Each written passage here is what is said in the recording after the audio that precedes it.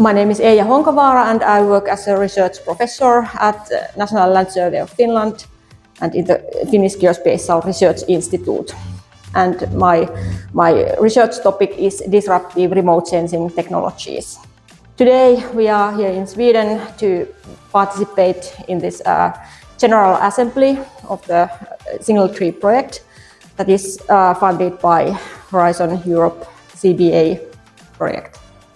So during this week we have activities in this Living Lab North. It is located nearby Sundsvall in Sweden, and there are like forests that will be harvested during this week and during this autumn.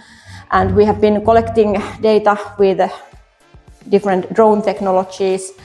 Like our main focus here is to demonstrate disruptive new drone technologies that are autonomous. So first of all, we have collected data with drones that are navigating autonomously inside forests. We have a LiDAR sensor on board, and then we just tell that we want you to cover this area, and then it autonomously flies over inside the whole area, and it's like avoiding all the trees. So these are like new emerging drone possibilities, and we want to demonstrate it in the SingleTree project, how we can extract information about individual trees using these drones. Then we were using also another new autonomous possibility. So-called drone in boxes are coming into the markets. So there are boxes where the drones are kind of living. So when the drone is inside a box, and there are like the box is charging the batteries, and then when the drone has data, it's sending the data to the cloud. And then we can operate the box remotely from the office.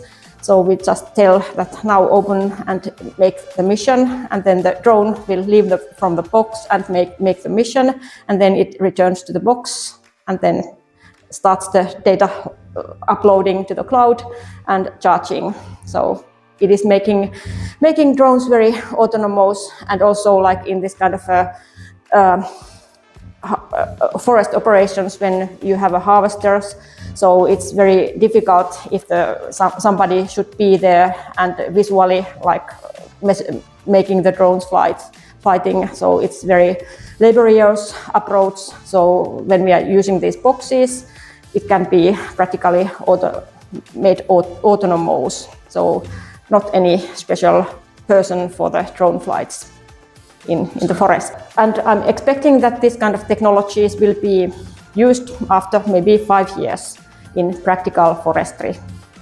So, and it will like make measurements much more affordable and autonomous.